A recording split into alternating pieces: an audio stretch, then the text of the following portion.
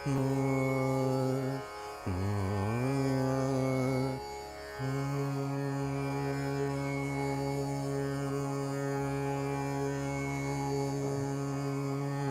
बस ये एक तो मैंने जो एनलाइटनमेंट के मेन आइडियाज हैं वो देखे हैं, और जो मुझे की पॉइंट्स उनके लगे, एक तो दो चीजें उन्होंने कहा कि जो मेन आइडियाज हैं जिसके ऊपर वो सारी वो हिंज करती है, एक है उसमें से ह्यूमन लिबर्टी और दूसरी है religious tolerance.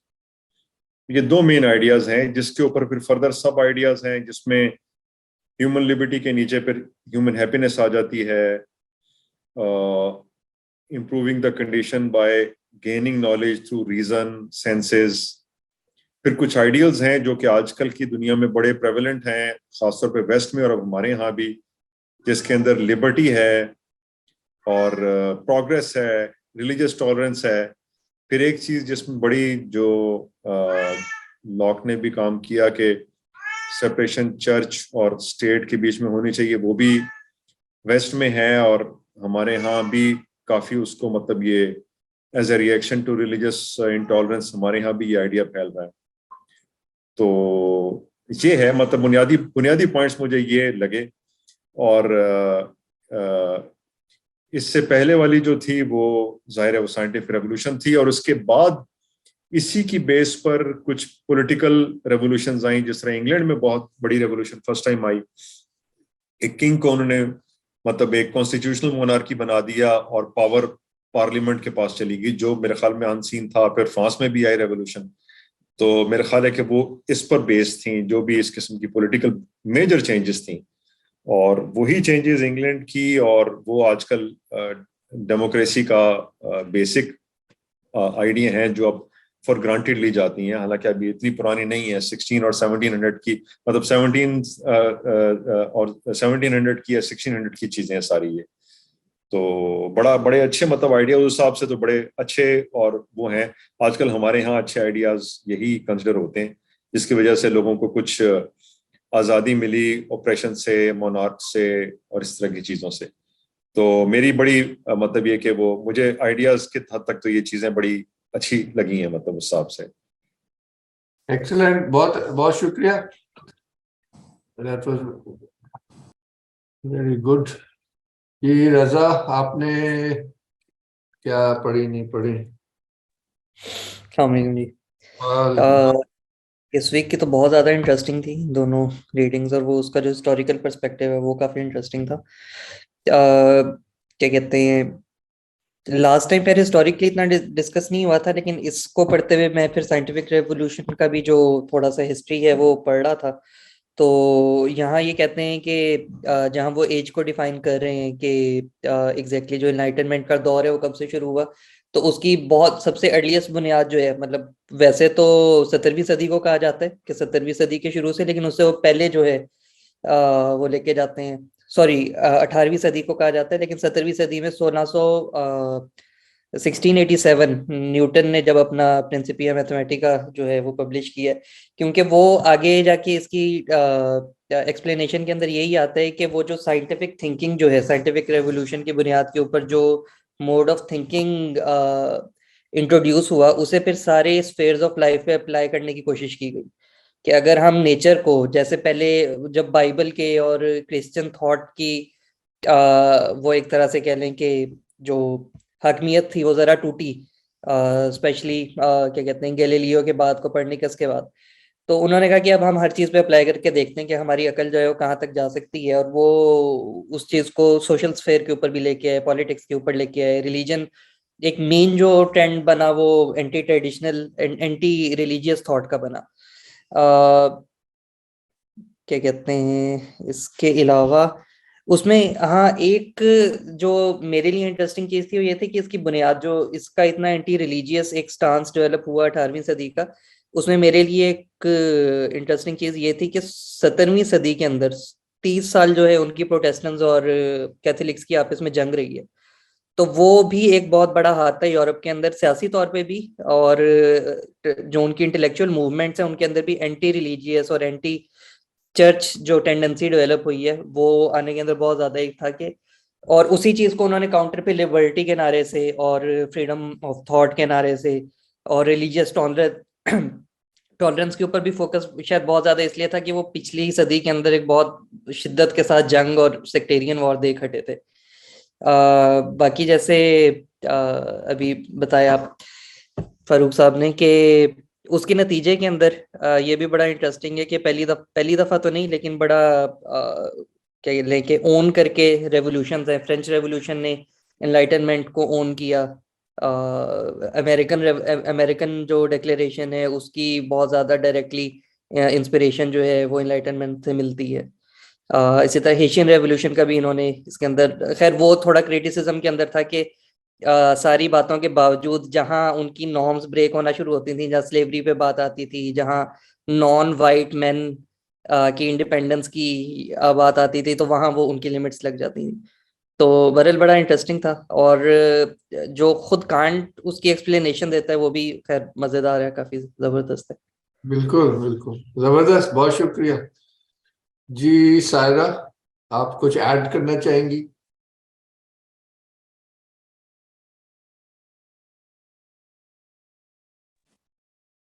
Yes sir. Sir मैं उस पे कमेंट करूंगी जो कांट की व्हाट इज एनलाइटनमेंट वाला पूरा पेज था। उसमें उन्होंने बताया हुआ था कि किस तरह से जो बेसिस बना सब फिलोसफीज की बाद में आके जो आई थी, उसमें उन्होंने जो एक मेन अपना वो मोटो दिया था कि डेयर टू नो, और उसमें आपकी एक फ्री थिंकिंग डेवलप करने की लोगों में कोशिश की थी, और जो नहीं कर रहे थे जो इसको फॉलो, उनको उन्होंने लेजी, कावर्ड और इस तरह से उनको कोट किया हुआ है। और एक बेसिकली उनको इमेच्योरिटी का एक लेवल बना दिया कि अगर आप किसी और सोर्स को अपना गाइडेंस के लिए वहां से मदद लेते हो तो आप इमेच्योर हो, कि आप अपनी अकल नहीं इस्तेमाल करें और आपको एक बाहर से किसी सोर्स की जरूरत है, बेसिकली जो रिलीजन है। और वैसे उन्होंने फ्रीडम की सारी बात की है, लेकिन उसमें काफ़ी कंफ्यूजन थी कि अगर वो फ्रीडम सबको फ्री करना चाह रहे थे, लेकिन उससे फ्रीडम आगे अगर हम हिस्ट्री भी देखते हैं तो वो लोग फ्री थे नहीं। तो एक एक्सप्रेशन था फ्रीडम का कि सब फ्री होंगे, सबके पास एक फ्री थिंकिंग होगी, लेकिन अगर गवर्नमेंट लेवल पे भी देखें और जो उसके बाद पॉलिटिकल रेवोल्यूशन आई है उसमें भी हम फ्री पीपल तो उसमें नहीं देख सकते। तो बस ये मेरा बेसिक क्वेश्चंस आ रहे थे माइंड में कि किस अगर वो ये लेके आ रहे हैं, लेकिन उस तरह से डेवलपमेंट्स तो सारी डिफरेंट हो रही हैं। और अभी भी अगर फॉर एग्जांपल अगर मैं कोई पोलियो की अगर एग्जांपल ले लें, कोई पोलियो की वैक्सीन नहीं लगवाना चाहता, वो उसको लगता है कि उसके लिए ठीक नहीं है, लेकिन वो उसको लगवानी पड़ेगी क्योंकि वो असल में फ्री नहीं है। सही है, ये एक अलग एस्पेक्ट है, इस पे आप खुद देख सकते हैं। इसकी क्रिटिक तो चॉम्स्की ने बड़ी जबरदस्त की है डेमोक्रेसी की, कि ये है कोई नहीं डेमोक्रेसी वगैरह, पावर हमेशा पावर एलिट्स के पास ही रहती है, बाकी लोगों को मैनेज करना होता है। ऑटोक्रेसीज में वो जोर जबरदस्ती से मैनेज करते हैं, और अमेरिकन डेमोक्रेसी में वो मैन्युफैक्चरिंग कंसेंट जिसने कहा है कि ईथोस डेवलप किया जाता है, जिसके बाहर सोचने वाले उसका हिस्सा ही नहीं होता। तो खैर ये हमारा, क्योंकि ये भी इंटरेस्टिंग है, मगर ज़ाहिर we have to have keep our focus. तो बिल्कुल ये सब चीजें हैं। तो निदा, आप कुछ ऐड करना चाहेंगी? अस्सलाम वालेकुम। आगे। आई थिंक काफ़ी चीज़ें कवर हो गई। मुझे सिर्फ ये पॉलिटिकली जो चीज़ें आई थी काफ़ी इंटरेस्टिंग लगी, जिस तरह से सोशल कॉन्ट्रैक्ट की बात हुई थी, आई थिंक जॉन लॉक ने की थी, और उसके ऊपर क्रिटिसिज्म भी हुई थी यूंग की। तो दो डिफरेंट ग्रुप्स चल रहे हैं। एक का मानना है कि काइंड ऑफ नेचुरल लॉज की बेसिस पे इंसानों के अपने हकूक़ होते हैं, और वो मतलब कि वो चीज़ें डिफाइन हुई थी उस वक्त के क्या राइट्स होते हैं अकॉर्डिंग टू नेचुरल लॉज, जो कि हम इस ज़माने में फॉर ग्रांटेड लेते हैं कि ये तो ह्यूमन लिबर्टीज़ हैं। लेकिन ये चीज़ें भी इन्होंने इस वक्त डिफाइन की थी, तो हम इसलिए आज उनको समझते हैं, हम उनको एक्सेप्ट करते हैं। तो ये इंटरेस्टिंग था सारा हिस्ट्री देखना कि ये सारे कॉन्सेप्ट्स एक्चुअली कहाँ से आ रहे हैं, और हम आज के ज़माने हम इसको देखते हैं और हम मतलब क्वेश्चन भी नहीं करते। सो इस तरह की काफ़ी चीज़ें थी, लेकिन ये मेरे दिमाग में आ रहा था मेन। सही है, बिल्कुल अच्छा इंटरेस्टिंग है पॉइंट आपने। इससे मुझे आपकी बात से वो याद आया जो हमने बिल्कुल शुरू की क्लासों में देखा था ना, एक कंटेम्प्रेरी क्रिटिक थी of the idea of freedom, कि कैसे वो कहने को तो ग्रीक्स से आया है, मगर ग्रीक्स के यहाँ it was freedom from the self, आज के जमाने में it is freedom of the self. तो फिर उसकी क्या लिमिटेशन चाहिए, वो बड़ी जबरदस्त, वो आप वाली बात से वो भी याद आ रहा है, अगर आपको पढ़ाई था वो उसके साथ मैं लिंक कर रही थी जब मैं पढ़ रही हाँ थी तो एग्जैक्टली ये हाँ जी ये बस मैं यही कही थी कि अभी पिछले रीडिंग्स और सारी क्लासेस वो लिंक अप कर रही हैं, स्पेशली इस सेशन में मुझे लगा कि वो पिछले सारी चीजें अब क्लियर होती जा रही है। अभी आप लोगों की बात करके तो फिर what I will try to do is to take you through the main points, और फिर सेकेंड हाफ में 3 छोटे छोटे वीडियोज हैं, वो भी सम अप करते हैं इन्हीं चीजों को, जस्ट टू रीइंफोर्स। और विद मोर ज़ाहिर है हमने तो लिमिटेड रीडिंग्स ही रखी है ना, तो और ज़रा होलिस्टिक हो जाएगी पिक्चर। और मुझे जो थोड़ी सी कमी महसूस हो रही थी वो आज हम पूरी करेंगे कि साइंटिफिक रेवोल्यूशन और एनलाइटनमेंट का जो लिंक है, क्योंकि साइंटिफिक रेवोल्यूशन में हमने ज़्यादा उसके मनफी कह लें उसको फिलोसॉफिकली देखा था और उसकी मटीरियलिज्म के हवाले से ज़्यादा देखा था, जो कि ठीक है, मगर साइंस के हवाले से कम देखा था। तो वो न्यूटन और कोपरनिकस और ये वाले लोग मिस हो गए थे। तो वो एक टाइमलाइन एक है, छोटी सी वीडियो है, वो अच्छी है, तो वो मिसिंग एस्पेक्ट्स भी आ जाएंगे, उससे बेहतर हो जाएगी। जी यतीम साहब।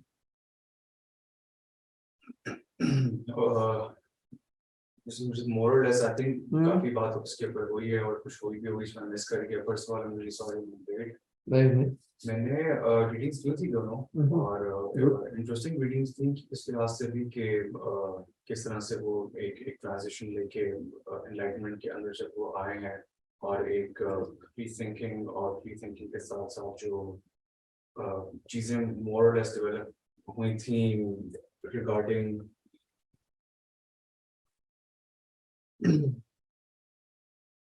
डाउट कर रहा हूँ। सबसे मतलब मुझे लग रहा है कि जो पॉइंट अभी शायद इतना ज्यादा एम्फसाइज नहीं हो रहा, फ्री थिंकिंग तो ठीक है, मगर रीजन की जो सुप्रीमेसी है, therefore I think this is also called the age of reason.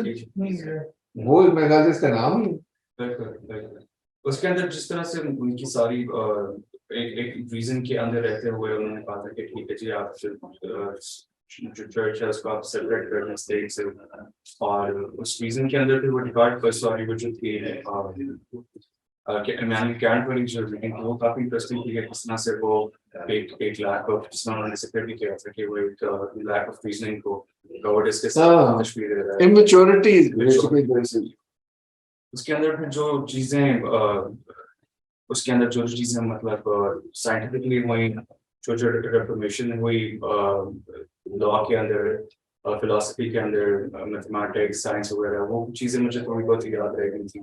इस तरह से उन्होंने सारे रीजन की बेस पर जब उन्होंने वो सोच बना लिया, इवेंचुअली ज़ाहिर है उसमें से फिर निकलने वाले काफी एडवांटेजेस थे उसकी अपनी जगह पे, लेकिन ज़ाहिर है वो अगेन मजीद downward base of the pyramid की तरफ ही जा रहा था, जो एक तरह से जो नजर आ रहा था। गुड, बाकी मैं भूल नहीं गया, मगर ये ओवरऑल इंप्रेशन वाज यूजफुल।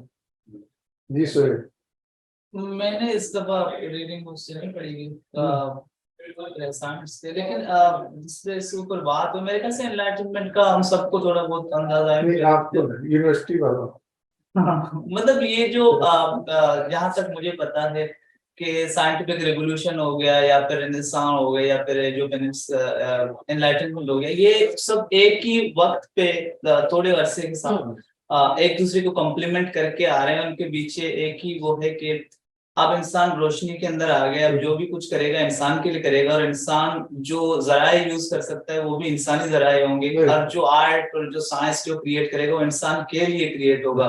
तो एक तरह से ये सब कुछ आके इंसान को आगे रख के और एनलाइटनमेंट का बेसिकली एक है कि वो डार्क एजेस से इनका एक जर्नी है, जो मेजॉरिटी कहते हैं कि अब इंसान जान गया कि हम क्यों में आना चाहिए। तो मेरे ख्याल से बेसिक आइडिया है, रिव्यू मैंने ठीक है। अच्छा, हम थोड़ा सा गो थ्रू करेंगे, बाकी आप पढ़ लीजिएगा इंशाल्लाह। जना मानो वेरी गुड, बहुत पढ़ी लिखी है। ये अभी गौर कर रही है, गौर कर रही है। इसमें जो पॉइंट मुझे लग रहा था थोड़ा सा आप लोगों की बातों से ही, वो ये था, देखें साइंस ने तरक्की की न्यूटन वगैरह के उससे, तो ये शायद वो दौर भी था, एक तो साइंटिफिक मेथड और रिफाइन शायद किया बेकन वगैरह ने, मगर ये है कि अब उस रीजन को सोशल और पॉलिटिकल फिलॉसफी में लगाना शुरू किया। ये मुझे लग रहा है, अब मैं खुद अभी इसको आपके साथ साथ ही पढ़ रहा हूँ, पहले मुझे भी वेग ही चीजें पता थी कि ये इसमें एक डिस्टिंक्टिव लग रहा है जनाब। हाँ भाई, कोई रह तो नहीं गया जी फारूक साहब? जी अच्छा, बस एक जो इसमें क्रिटिकल पॉइंट जो मुझे जो क्रिटिकल तरीके से देखा जाए तो वो बड़ा क्लियरली नजर आता है कि ये जो इनके ह्यूमन आइडियल्स थे, ह्यूमन लिबर्टी के और प्रोग्रेस के, टॉलरेंस के, और उसके बाद जाहिर है इसमें इक्वालिटी या इक्वालिटी भी आ जाती है, लोगों को उनका ग्रो करने का उनको मौका देना, और ये सब चीजें उनके अपने लिए यूरोप में तो बड़ी अच्छी थी, मगर यही वो टाइम था जिस जमाने में कॉलोनियल फोर्सेस यहाँ आ रही थी। उनका इंटेंट अगर शुरू में ट्रेड का था तो कुछ ही अरसे में वो मतलब शुरू हो गया कि मुल्कों पे कब्जा किया जाए, और उन्हें ऑलमोस्ट सारी मुस्लिम वर्ल्ड पे कब्जा कर लिया। मेरे ख्याल है सवाए टर्की को छोड़ के, ईरान को छोड़ के सारे पे कब्जा कर लिया। तो वो जो आइडियल्स उन्होंने अपने लिए बनाए थे, जो कि अभी तक चल रहे हैं, अब उनको प्रैक्टिस इसी की कंटिन्यूएशन है जो प्रैक्टिस कर रहे हैं, वो आइडियल्स उन्होंने इस 150, 200, 250 साल के अंदर जो 1940s 50s तक चल रहा था वर्ल्ड वॉर 2 के बाद, जहां पे वो finally they had to go, India को भी छोड़ के गए, अफ्रीका को भी छोड़ के गए, पूरी कॉलोनीज को छोड़ के गए, ये आइडियल्स उन्होंने तो बिल्कुल नहीं रखे। मतलब उनके पास वो जो दो कैटेगरीज उन्होंने बंदों की बनाई हुई थी कि एक वो लोग हैं और एक वो लोग हैं जिनको कि वो कॉलोनाइज कर रहे हैं, सो कॉल्ड नेटिव्स या मतलब सैवेजेस या व्हाटएवर। तो उनके लिए बिल्कुल डिफरेंट क्राइटेरिया था उनके पास, मतलब वो हमारा ये सेम क्राइटेरिया नहीं था उनके पास। मतलब ये बड़ा बड़ा वो ग्लेयरिंग किस्म, और कायदे-ए-आज़म ने भी उनको वही बातें जो कायदे-ए-आज़म इंग्लैंड से सीख कर आए थे, जो बातें कि भाई ये कॉन्स्टिट्यूशन ये होती है, लोगों के राइट्स ये होते हैं, अगर तुम इंग्लैंड में वो करते हो तो यहाँ पर क्यों नहीं कर सकते, उन्हीं की आर्गुमेंट से कायदे-ए-आज़म ने उनके साथ लड़ाई की ना। तो ये बड़ा क्लियरिंग मतलब चीज है। मतलब ये मुझे नहीं पता क्यों है, इतने अच्छे वो थे, यहाँ पर आकर उनको मतलब वही लोग जो इंग्लैंड में, फ्रांस में अच्छे थे अपने लोगों के लिए, यहाँ पर आके दे पर मतलब कंप्लीटली ऑपोजिट। इसमें थोड़ा सा एक मैं कहना चाहूंगा कि वो जो अगला सेक्शन है ना, इंडस्ट्रियल रेवोल्यूशन, उसके वक्त फिर उन्हें रॉ मटेरियल्स की जरूरत जब पड़ी तो फिर कॉलोनाइजेशन सही जोर पे उसके पैरेलल में आती है। एक तो मार्केट्स की जरूरत पड़ी क्योंकि जरूरत से ज्यादा पैदा कर रहे थे, तीसरा रॉ मटेरियल्स की जरूरत थी, और चौथा स्लेव्स तो शायद पहले भी थे मगर इस दौर में भी बहुत जाहिर है बहुत थे। और उस हवाले से जो आप नुक्ता पेश कर रहे हैं उसको अक्सर ऐसे भी कहा जाता है कि यूरोपियंस ने ये कहा कि हमारा सिविलाइजेशन मिशन है। सोशली वो कहते थे कि हम अनसिविलाइज को सिविलाइज करने आए, वो जो बारबेरियन आपने कहा। और एक पॉइंट और था कि जनाब समीर साहब आप कोई हिस्सा लेना चाहेंगे? वो कि अब आज का पहला दिन है और अभी आपने मेकअप करना है। मुझे कल ही एक लंबी सी लिस्ट मिली रीडिंग्स की, तो अभी मैंने उसको ऑफ कोर्स वो इतना टाइम नहीं था कि मैं उसको देख सकता। मैं साथ साथ ये कांट का जो आर्टिकल है इसको मैं एक्चुअली देख रहा हूँ। एक बहुत पहले पढ़ा था लेकिन भूला हुआ था, तो अभी मैंने थोड़ा सा इसको जो शुरू में पढ़ा है कि enlightenment is man's leaving his self caused immaturity, और वो कहता है कि मेन रीजंस जो है कावर्डिस और लेजीनेस है। तो आई थिंक एक जो डेयर टू नो एक जुमला उसने लिखा है, उसमें आई थिंक एक मेन रीजन ये भी है फियर, जो कि हमारे सोशल सेटअप में काफी मतलब लागू होता है कि बहुत सारी चीजें हम फियर की वजह से भी नहीं, और उसके फिर बहुत सारे कॉजेज हो सकते हैं कि सोसाइटी में फियर कैसे जनरेट हुआ और क्यों माइंड हमारा फ्री थिंकिंग क्यों नहीं कर सका, जिसमें एक वो कॉलोनाइजेशन आप अभी बोल रहे हैं। तो मेरी इतनी थोड़ी सी कंट्रीब्यूशन होगी आज, इतना ज्यादा मैं नहीं कर सकता। जी जी जी बिल्कुल उस तरह से तो जो टेक्स्ट ने कहा आपने सही पेश किया, मगर जैसे आप सुनेंगे रिकॉर्डिंग्स वगैरह तो हम काफी क्रिटिकल रीडिंग कर रहे हैं चीजों की। इनिशियली सब लोग इसी तरह रीड करते, जो लिखा था उसको फेस वैल्यू पे ले रहे थे। हमने कोशिश की कि उसको थोड़ा क्रिटिकली देखें, तो वो you I think enjoy it, क्योंकि हमारी यहाँ जब आप लाहौर में थे काफी बातें होती रही हैं। तो बस I just wanted to remind you कि इसका, और वो ओरिएंटेशन का वाला लेक्चर सुनेंगे तो आपको पता चलेगा कि हम ये कर क्या रहे हैं और हम मॉडर्निटी से क्यों शुरू कर रहे हैं। हम तो विजडम के तलाश में हैं, मगर हमारे कोर्स का नाम है in search of wisdom in the contemporary age या मॉडर्न एज। तो ये भी एक इंटरेस्टिंग। जनाब रजा साहब। अच्छा, फरूक साहब ने जो बात की उसमें मैं थोड़ा सा ऐड करूंगा कि ये क्रिटिसिज्म वाली चीज जो है वो खुद ड्यूरिंग एनलाइटनमेंट भी और फ्रेंच रेवोल्यूशन के दौरान भी, वो एक बीच में बिल्कुल शुरू में एक दौर आता है जिसे वो रेन ऑफ टेरर कहते हैं। वो गालिबन 1790s का वो दौर है जिसके अंदर वो कत्लो गारत है और फांसियां हैं और वो जो काउंटर रेवोल्यूशनरीज है तो मतलब उनके भी धड़े हैं आपस में। तो लाइक इवन वो तब से स्टार्ट हो गया। और मैं खैर इसी की मजीद रीडिंग्स में देख रहा था तो वो इवन दो आगे इंडस्ट्रियल रेवोल्यूशन आती है लेकिन वो कहते हैं कि जो मोरल और इंटेलेक्चुअल फ्रेमवर्क था एनलाइटनमेंट का वो कैरी ऑन हुआ है till the start of 20th century. उसकी इम्प्लीकेशंस जो हैं वो एनलाइटनमेंट का दौर बजाते खुद तो खत्म हो गया, लेकिन जो उसकी इंटेलेक्चुअल ट्रेडिशन थी या उसके कल्चर नॉर्म्स जो उससे डेवलप हुए वो वर्ल्ड वॉर 1 में आके रिजल्ट हुए। तो वो खुद मतलब विद इन यूरोपियन सोसाइटी भी वो उसे कहते हैं कि लाइक आपकी थॉट्स ये थी और उसका रिजल्ट जो है वो ये निकला है। तो खैर वो आगे जाके मजीद शायद हम डिटेल में देखें किस तरह से। एक पॉइंट और जो मैं मेरे जहन में आ रहा था या वो पढ़ते हुए मुझे रियलाइज हुआ ये था कि एनलाइटनमेंट का खुद असर जो है लाइक खुद उस तहरीक का असर यूरोप से बाहर जिस तरह से फैला है, ख़ास तौर पे अगर हम आज उर्दू ज़ुबान में भी देखें तो जो लफ्ज़ हम प्रोग्रेसिव उसके लिए यूज़ करते हैं तो उनके अंदर रोशन फिक्र होना। अब रोशन फिक्र जो डायरेक्ट ट्रांसलेशन है उन टर्म्स की जो वो एनलाइटनमेंट के दौर में यूज़ करते थे। तो हत्ता फारसी के अंदर भी जो थोड़ा लिबरल तबका है उन्हें रोशन फिक्र कहा जाता है। या फिर हमारे यहाँ इसमें एक इंटरेस्टिंग चीज़ और ये थी कि ब्रिटेन उस तरह से बहुत ज़्यादा इम्पैक्ट नहीं हुआ सोशली। लाइक इंटेलेक्चुअली वो हुआ, उन्होंने उसमें कंट्रीब्यूट भी किया, लेकिन सोशली उनके अंदर बहुत ज़्यादा चेंज उससे पहले आ चुका था। वो जैसे कहा कि वो किंग क्या कहते हैं पार्लियामेंट वाला जो एक प्रोसेस हुआ उनका, उसके अंदर उन्होंने इसको फ्री थिंकिंग का नाम दिया। मतलब वो एनलाइटनमेंट उस तरह से यूज़ नहीं कर रहे थे, फ्री थिंकिंग कह रहे थे, और वही चीज़ फिर उर्दू में आज़ाद ख्याल के उसमें आ गई, टर्म के अंदर आ गई। तो अभी तक लाइक हत्ता लफ्जी एतबार से भी बहुत हद तक उनके नताइज या उनका असर देखते हैं। जी जी, बहुत आपने अच्छा ये बात की निशानदेही की है कि बिल्कुल इसी तरह किया जाता है। और प्रोग्रेसिव राइटर्स मूवमेंट हो, चाहे सारे आइडियल्स वो ह्यूमनिज्म के ही हैं, सोशल वो कंसर्न्स के हैं।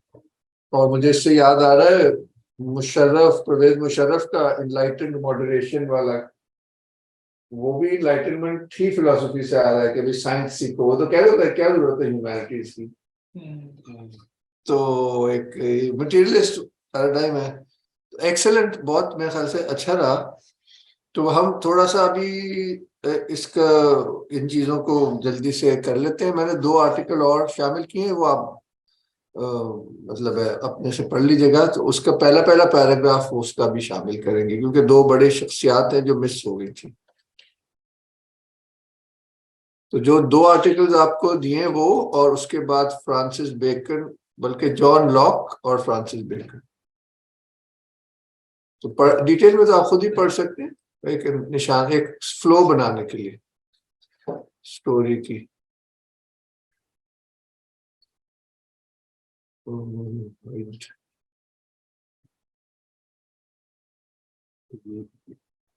ये आप सब पढ़ ही चुके हैं।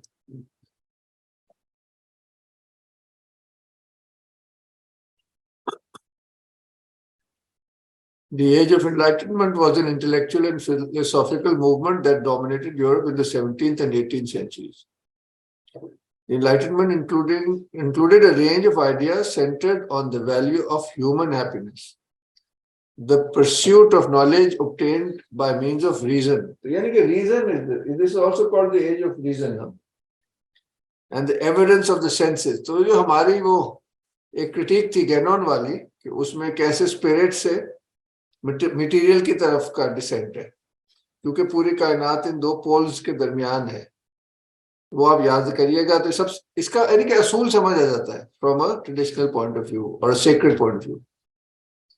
एंड आइडियल्स जिसकी आज ज्यादा बात हुई, क्योंकि ये इस दौर में फिर ये सोशल आइडियल्स मुरतब किए गए, and ideals such as liberty, progress, toleration, fraternity, constitutional government and separation of church and state, यानी कि एक सेकुलर सोसाइटी की तरफ और क्लियरली जा रहे हैं।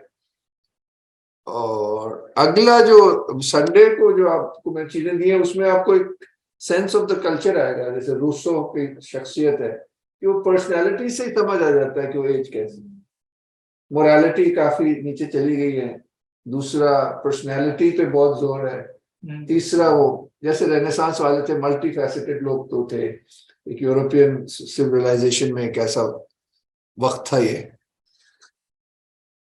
अब ये वो पॉइंट है जो आपको पता है, मगर आज हम इसको थोड़ा सा जो इसमें रह गया था ना, the connection between enlightenment and scientific revolution. The enlightenment was preceded by the scientific revolution and the work of Francis Bacon. इन पे मैं आज इसलिए फिर वो एक पैराग्राफ लाया हूं, वो पूरा तो डाल दिया है, वो आप पूरा फिर आप पढ़ लेना खुद ही जितना भी पढ़ना चाहें। Some date the beginning of the Enlightenment back to the publication of René Descartes' discourse on the method in 1637। ये मैं इसलिए हाईलाइट किया कि इसमें कंटिन्यूटी नजर आ रही है। हमने भी कहा था ना कि डेकार्ट इज फाउंडेशनल फिगर, जैसे रजा ने भी कहा कि इसमें कंटिन्यूटी है, या किसी और ने बल्कि कहा था कि इसमें ये बड़ा क्लियर है, निदा ने कहा था कि चीजें कैसे फ्लो में जा रही है। अब आगे आ जाते हैं। Others cite the publication of Isaac Newton's Principia Mathematica as the culmination of the scientific revolution and the beginning of the Enlightenment। तो इस पे मैं वो जो वीडियो दिखाऊंगा उसमें इन ये पॉइंट सारे आ जाएंगे। 8 मिनट की वीडियो है, उसमें जितनी हमें देखनी होगी हम देख लेंगे, शायद 8 ही मिनट ही देख लें, क्योंकि वो फिर इंडस्ट्रियल रेवोल्यूशन तक उसको लाता है, इट्स अ टाइमलाइन। मगर European historians traditionally date its beginning with the death of Louis the 14th of France in 1715, ठीक है, न्यूटन के वाले के बाद, and its end with the 1789 outbreak of the French revolution. अब ये मजे की बात है, many historians now date the end of the enlightenment as the start of the 19th century.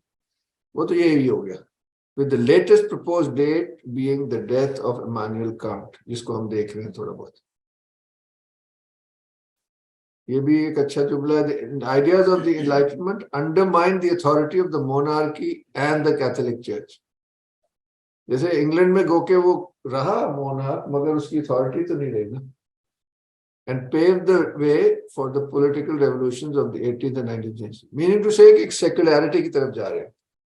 Church को तो बिल्कुल, चर्च को भी अंडरमाइन कर ही रहे थे। यह भी आप लोगों ने बयान कर ही दिया है कि central doctrines of the enlightenment were individual liberty and religious tolerance in opposition to an absolute monarchy and the fixed dogmas of the church. ये शक्ल इसने रिलीजियस टॉलरेंस की जरूर ली, मगर इसका मेन मकसद क्या था कि चर्च से बगावत। आगे चले, ये जरूरी है, ये जो जिन लोगों को हम देखेंगे, emphasis on the scientific method and reductionism. Reductionism का मतलब कि मटेरियल कॉजेस की तरफ रिड्यूस करना कॉम्प्लेक्स सिस्टम्स को, कि ये ए से बी से बी से सी, जबकि हम तो बिल्कुल उल्टा देखते हैं। उस चीज की जो एसेंस है that determines the physical form. ये फिजिकलिटी में उसकी रीजन ढूंढ रहे हैं, along with increased questioning of religious orthodoxy। ये बस मेन पॉइंट्स थे मेरे ख्याल है, और मैंने नहीं हाईलाइट किए। यस, आगे चलते हैं जी। इसमें मैंने बस 2 जुमले हाईलाइट किए, आप सबने पढ़ लिया है, इतना छोटा सा कांट का essay on what is enlightenment। Enlightenment is man's leaving his self-caused immaturity, have the courage to use his own intelligence is therefore the motto of the enlightenment। तो ये बड़ा क्लियर है। अभी कहा भी गया कि भाई ये एक ह्यूमनिस्टिक ह्यूमन सेंटर्ड एंटरप्राइज है with reason as the highest faculty. जब उन्होंने साइंस में तरक्की कर ली तो उन्होंने कहा सोसाइटी को भी हम नया बना सकते हैं, मसले नहीं। फिर सोचना शुरू किया कि उसके असूल क्या होंगे। वो इस एज में जैसे आपने कहा कि मुरतब किए गए। अब जो दो रह गए थे मैं वो ऐड करना चाहूंगा। पहले ये आते हैं, बेकन पहले आते हैं इंग्लैंड में, ये हम थोड़ा सा देख लेते हैं, फिर ब्रेक ले लेंगे, ब्रेक के बाद वो वीडियोस देख लेंगे। 3 है। Francis Bacon 1561 to 1626, one of the leading figures in natural philosophy यानी कि science and in the field of scientific methodology, ये सबसे ज्यादा मशहूर इसकी वजह से। In the period of transition from the Renaissance to the early modern era, ये हमें इसकी जरूरत नहीं है, आगे चलते हैं। तो ये जरा सोशल साइंसेस पे भी लिखते थे, साइंस के भी मेथड पे, और तो जैसे उस जमाने के लोग थे वो एक से ज्यादा चीज में, एथिक्स, नेचुरल फिलोसफी, ये आपके मैंने शेयर कर लिया, आप लोग खुद ही देखिएगा। ये देखिए, beckons international fame and influence spread during his last years. आखिरी 5 साल इसने ये काम किया ज्यादा, वरना तो ये ना गवर्नमेंट्स के साथ ये बहुत फेमस, मतलब पार्लियामेंटेरियन भी था और चांसलर भी था। फिर इसके ऊपर एक केस हो गया ब्राइब लेने का, लॉयर, वो जज भी था शायद, तो इसकी काफी वो भी हुई, मगर इसने बड़े नोबली एक्सेप्ट किया। 4 दिन जेल में भी गुजारे, फाइन माफ हो गया, मगर वो उसकी वजह से ये हुआ कि फिर हुकूमत पार्लियामेंट में बैठने की इजाजत खत्म हो गई। वो उसने फिर अब बैठ के किताबें लिखी, जो मीनिंगफुल काम किया वो फिर आखिरी 5 साल में किया। साइंस में बहुत इंटरेस्टेड था, मगर सोशल इश्यूज में भी था। When he was able to focus his energies exclusively on his philosophical work, और फिर बाद में बहुत मशहूर हुआ, बॉयल्स वगैरह। और इसने बड़े ना यूटोपियन नॉवेल्स लिखे, जिन आइडियाज पे बाद में फिर ये royal society of scientific society, इस तरह की चीजें। बल्कि इसने एक ऐसा नॉवेल लिखा, इसका मेरे वन लाइनर ये है कि इंसान को साइंटिफिक नॉलेज एडवांस करनी चाहिए ताकि वो इस दुनिया में ऐसी चीजें और आसाइशें पैदा करें कि इंसान की जिंदगी आरामदेह हो जाए। सिंपल प्रैक्टिकल टाइप था। उसके लिए उसने एक आइडिया ऑफ एन इंस्टीट्यूट, जहाँ पे बहुत से लोग मिलकर साइंटिफिक परस्यूट कर रहे हो, तो उसने वो एज ए नॉवेल लिखा, मगर वो आइडियाज में फिर आगे जाके चीजें हुई। ये भी बड़ा इंपॉर्टेंट है। To the present day, Bacon is well known for his treatises on empiricist natural philosophy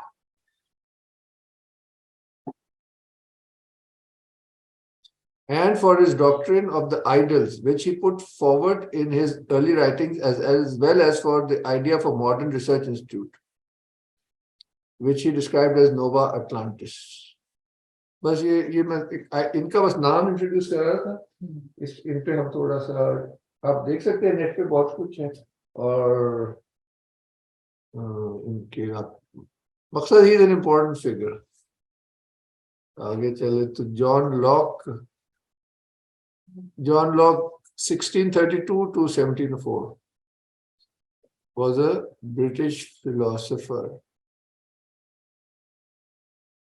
Yeah, Locke's monumental An Essay Concerning Human Understanding is one of the first great defenses of modern empiricism, यानी कि materialist science, यानी कि जो नापा जा सकता है। और उसको शायद कहते हैं इंडक्टिव मेथड, जो है ना, बेकन भी उसके हक में था। उस पर भी एक छोटी सी वीडियो मैं आपको दिखाऊंगा, डिडक्टिव और इंडक्टिव। एरिस्टोटल जो था वो डिडक्टिव था, कि चीजों के लेके उससे नतीजा निकालना एब्स्ट्रैक्ट तरीके से through the use of logic. ये कहते नहीं, जो नजर आता है उस पर एक्सपेरिमेंट्स करके तो किसी नतीजे पर पहुंचो, जैसे न्यूटन ने किया, उसको भी एम्पिरिसिज्म कहते हैं। and concerns itself with determining the limits of human understanding in respect to a wide spectrum of topics. It thus tells us in some detail what one can legitimately claim to know and what one cannot. तो ये lock का भी scientific method पे शायद काम था. Locke believes that using reason to try to grasp the truth and determine the legitimate functions of institutions will optimize human flourishing. जो हम बात कर रहे थे कि अब रीजन से अब इंसानी माशरे को नया बनाए, कुछ मकासद सामने रख के. So यानी कि रीजन की सेंटर है, इसलिए इसको एज ऑफ रीजन कहते हैं. Using reason to try to grasp the truth and determine the legitimate functions of institutions will optimize human flourishing for the individual and society, both in respect to its material and spiritual welfare. This in turn amounts to following natural law and the fulfillment of the divine purpose for humanity. कि कहीं मैंने ये भी पढ़ा कि ये reason पे ही based है कायनात और रीजन ही के जरिए उसको जाना जा सकता है, तो वही नेचुरल फिलॉसफी है, from within nature and reason. तो वो ये थोड़ा सा ये डाल दिया हमने उसमें आपके गूगल ड्राइव में. आगे क्या बस यही था. इसके बाद अगले अब हम यहाँ ब्रेक लेते हैं. अच्छा, तो आपने वो रीडिंग्स पे कुछ कमेंट करना चाहेंगी क्योंकि सबने थोड़ा थोड़ा किया था. जी सर, तो वो मैंने सुना था पहले दो का. तो पहली रीडिंग तो बड़ी इंटरेस्टिंग थी सारी उसकी, जो पूरा हिस्ट्री बताई हुई थी, फिर मुख्तलिफ जो एरियाज पे जो उसके इफेक्ट्स हुए, और बेसिकली वही जो दो चीजें थी कि फ्रीडम के ऊपर, और मुझे बड़ा इंटरेस्टिंग लगा कि वो एंथ्रोपोलॉजी की भी जो फील्ड है उसकी भी उसी दौरान हुई, और फिर साइंस में भी काफी hot air balloon, mathematics, optics, उसमें भी काफी जो रेवोल्यूशंस हुई थी. बाकी रिलीजियस एस्पेक्ट से भी बात सर ऐड, तो इसमें एक मुझे वो जो कैंट की जो हमने पढ़ा था उसके अंदर मैंने जो उसने पूछा कि जो मॉडर्न फिलॉसफी के ऊपर था कि डेयर टू नो के जो सारा स्ट्रेस किया हुआ था सर जी. तब मुझे हाँ जी सर ये गार्डियंस का था कि गार्डियंस जो है threatens by showing dangers and let strings वगैरह. सर उसका कॉन्सेप्ट मुझे गार्डियंस से क्या मतलब ले रहे थे कि ये जो सोसाइटी के बेसिकली नॉर्म्स होते हैं जो, वो मुझे बिल्कुल याद नहीं है, आप थोड़ा सा एक्सप्लेन करें. सर जो उसने बताया है कि हर इंसान में करेज होनी चाहिए कि कैसे उसने अपनी इंटेलिजेंस को यूज करना है. और जो है उसके अंदर उसने था कि it's very comfortable to become mirror, यानी बहुत इजी है मिरर बनना, लेकिन उससे बढ़ के जो है one must learn to walk difficult to come out from its immaturities. जी उसमें उसने कहा कि ये जो जर्नल गार्डियंस जो हैं वो नहीं इंसान को करने देते, थ्रेटन्स करते हैं, उसको दिखाते हैं कि मतलब ये रास्ता सही नहीं है फ्रीडम का, डेंजर्स और इस तरीके से. सर उनके बारे में मुझे था थोड़ा सा. हाँ जी जी, वो रिलीजियस अथॉरिटी के अगेंस्ट है और मोनार्की के अगेंस्ट है. जी जी सही तो सही. फ्रेमवर्क और है ना, वो रिलीजियस फ्रेमवर्क है, ये सेक्युलर फ्रेमवर्क पैदा कर रहे थे. तो ये बेसिक अपनी जगह उसमें फायदे हैं, मगर वो बड़े पैमाने पे देखे तो फिर सवाल उठते हैं. जी जी तो थैंक यू. अब मैं आपको वो दिखाता हूँ. As we get into the 1500s, the Renaissance has been going on for roughly 200 years. Especially Europe has been rediscovering the knowledge from the Greeks and from the Romans. and as they enter into the 16th century, they start to go beyond the knowledge of the Greeks and the Romans. In 1543, Nicolaus Copernicus publishes On the Revolutions of the Heavenly Spheres, famous for suggesting that Earth is not the center of the universe, but that the Earth revolves around the sun. What was powerful about this is it challenged centuries-old ideas about how the universe worked. And at a meta level, it was about using new methods and evidence in order to make conclusions, no matter how revolutionary those conclusions might be. And this publication is often cited as the beginning of what will be known as the scientific revolution. Many people view the capstone of the scientific revolution to be Newton's publication of Principia in 1687. And this is an incredibly powerful publication. It describes the laws of the universe. It's a universe in which most things can be explained with simple principles with mathematics. This is so powerful that it would not be challenged for over 200 years until Albert Einstein comes on the scene with his theories of relativity. But even today, Newton's laws, this is what is taught in a first-year physics class. This is what you will learn in an introductory engineering class. So there's many things to think about. Why did this happen at this period in time? How was it related to the Renaissance? How was it related to things that were happening in politics in Europe at the time? But needless to say, it gave humanity a new perspective on the universe. And it gave humanity new powers, and we began to challenge all assumptions. And so as we get into the late 1600s and early 1700s, people start trying to use these same tools, the same deductive reasoning, on some of the oldest questions that humanity has ever asked itself. Questions like, what rights do we have as human beings? Who gets those rights? What duty and obligation do we have towards each other? What is the role of government? Who has the right to rule? Now, some of these questions have been the fodder of philosophers and religion for thousands of years. But now there was the power and the tools and the challenging notions of the scientific revolution. And this philosophical movement that is really tied to the scientific revolution is known as the Enlightenment. And just to have an example of the thinking during the Enlightenment, here is a passage from John Locke, who's considered one of the pillars of the Enlightenment. This is published in 1689. It's the second treatise concerning civil government. The state of nature has a law of nature to govern it, which obliges everyone. And reason, which is that law, so reason is the law of nature to govern it, teaches all mankind who will but consult it, that being all equal and independent, no one ought to harm another in his life, health, liberty, or possessions. And when his own preservation comes not in competition, ought he, as much as he can, to preserve the rest of mankind, and may not, unless it be to do justice on an offender, take away or impair the life, or what tends to the preservation of the life, the liberty, health, limb, or goods of another. Now, to parse what he's saying, he says that reason is this natural law that should govern human action. And he's saying no one ought to harm anyone else. And that if we're not in competition, maybe there's only enough food for one of us and there's two of us there, in which case we'd be in competition. But if there isn't that competition, we should be trying to help each other. And we should be trying to preserve the rest of mankind.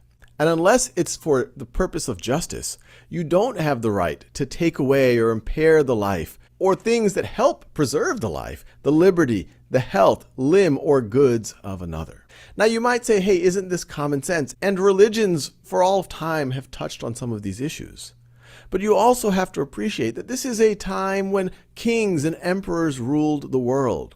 What gave them that right? Why are certain people slaves and other people not slaves? Why do certain people in that world have a right to own these other people? And so this was a very controversial idea, challenging some of these fundamental notions of who should rule, who has the right to rule, and to what degree should people exert control over one another.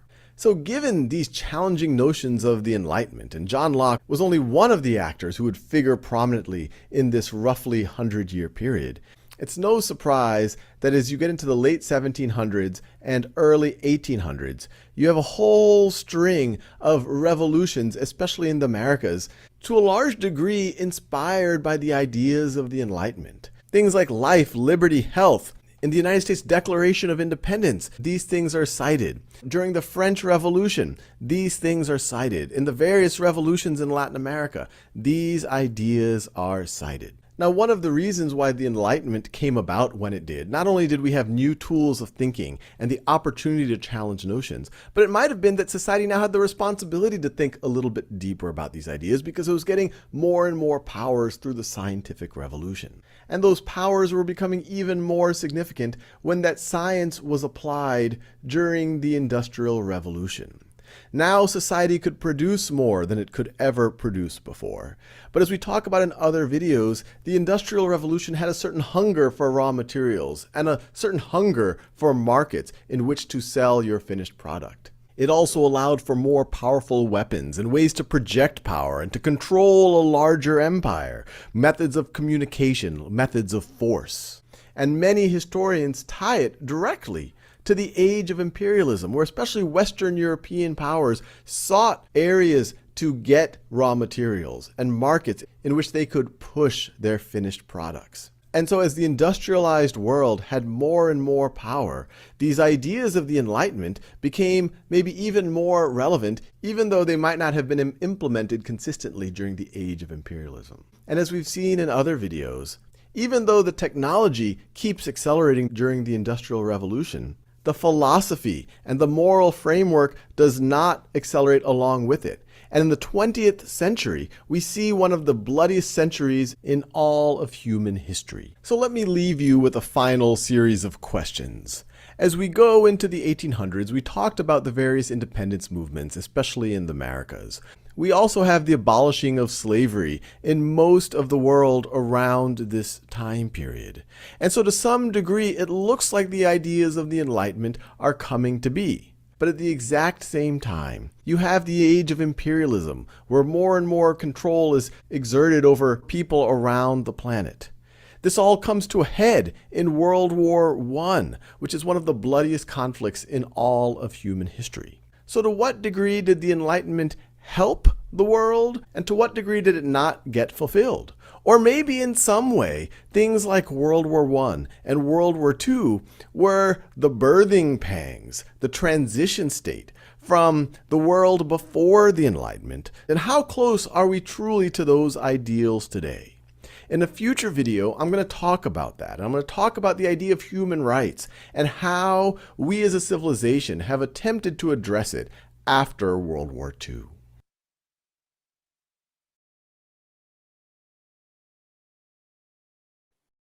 हाँ जी, ये कुछ useful लगा, एक अच्छा चीजें को tie up हो गया ना, मैं इसलिए ये दिखाई थी।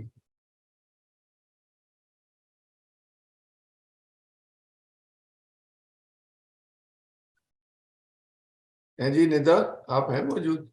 जी जी, बस मैं कह रही थी कि बहुत अच्छी वीडियो थी, स्पेशली वो टाइमलाइन के हिसाब से बहुत कन्वीनियंट हो गया था सारा समझना। That's what I thought कि अब हम इसको पहुंचाएं ना। ये scientific revolution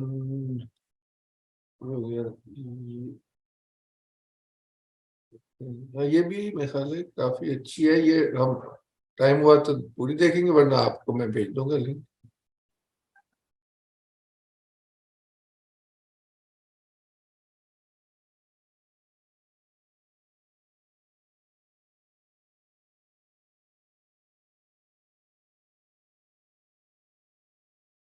Brought to you by Captivating History of De Revolutionibus Orbium 𝗁𝗲 Naturalis Principia. Sorry. Significant conceptual changes which occurred around the 16th and 17th. Significant conceptual changes which occurred around the 16th and 17th centuries. Most historians mark the period between the first public printing of De Revolutionibus Orbium 𝗁𝗃 by Copernicus in 1543 and the release of Isaac Newton's 𝗁𝗲 Naturalis Principia Mathematica in 1687. The scientific progress made in that period was breathtaking. By its end, humanity had developed a far more accurate and valuable understanding of how the world works. However, we should not let the term revolution blind us. To most people in Europe, little had changed in that century and a half. The majority of the population continued to work in agriculture, mostly eking out a meager existence through subsistence farming. Sanitation and medicine were still woefully inadequate. Therefore, many women continued to die in childbirth. Meanwhile, most people lived in societies governed by despotic monarchies, ruling in an arbitrary and self-serving manner. These changes took place mainly in Europe. The first change was the challenge that an increasingly scientific approach presented to the then dominant religious dogma. The second was an overhaul of the core of scientific thought from one based on abstract philosophy to an empirically centered method. Let's examine the challenge to religion first. Christianity, in its institutional form, had explanations of many phenomena we would today consider the purview of science. The core of church-sanctioned answers was that God intentionally created the universe. All explanations were derived from that assumption. Church-sanctioned explanations tended to be tautological. No matter the argument or result, the ecclesiastical approach would use it to confirm the existence of God and the supreme role of the church in all aspects of life. Before the scientific revolution, science was not an autonomous discipline, but rather the outgrowth of Greek philosophy. Aristotle was the most scientific of the fathers of philosophy, and his approach was dominant for close to 2 millennia. Aristotelian science focused on the why questions of the natural world. However, modern science has mostly avoided these more profound questions of meaning in favor of the more utilitarian how question. The vast majority of Aristotelian science has not withstood the test of time. For example, Aristotle's classification of matter into water, earth, fire, and air seems downright quaint in light of scientific progress.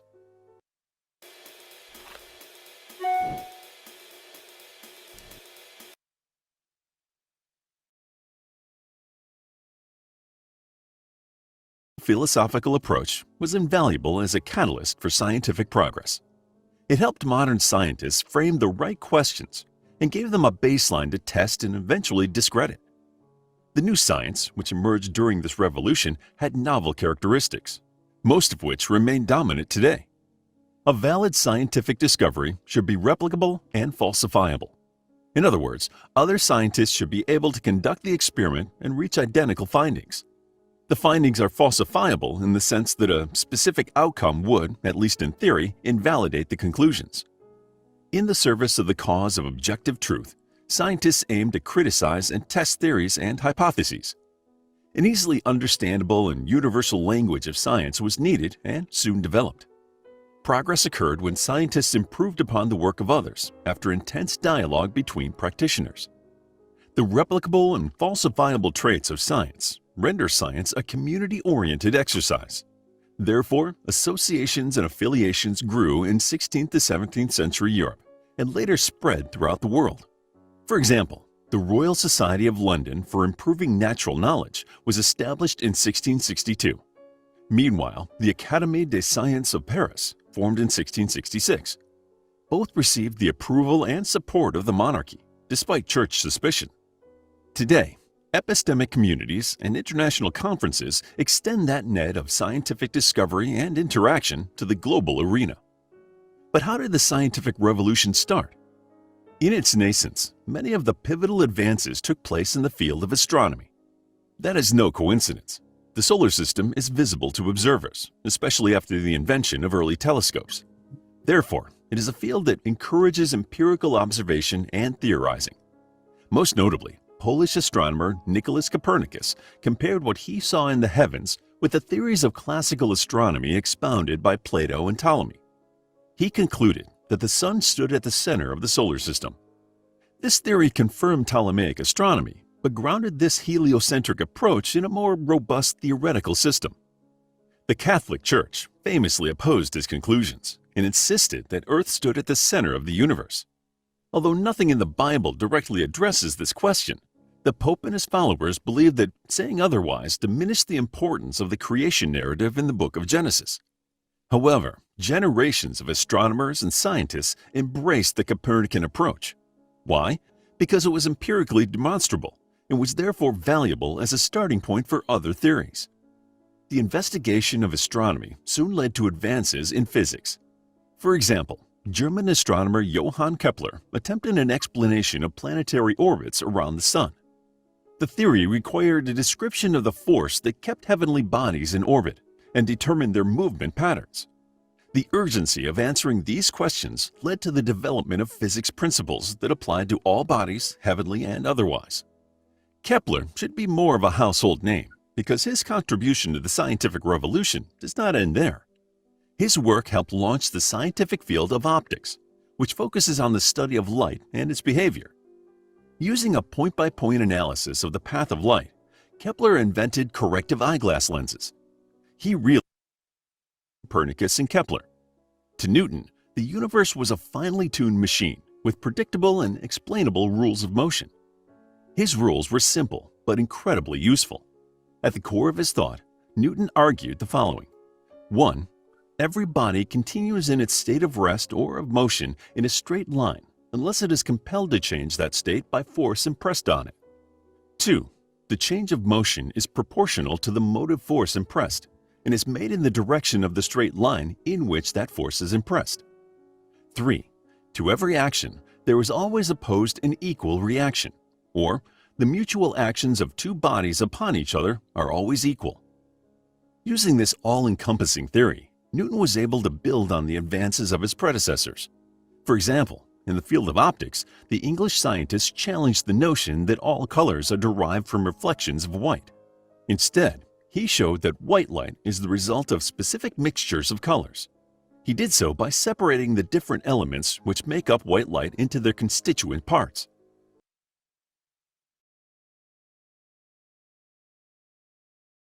बस ये एक इसमें भी कुछ चीजें थी useful particular test में ज्यादा और एक छोटा सा एक और है उसका हम बस ये डिडक्टिव और उसका देख लेते हैं क्योंकि बार बार बात होती है और होती भी रहेगी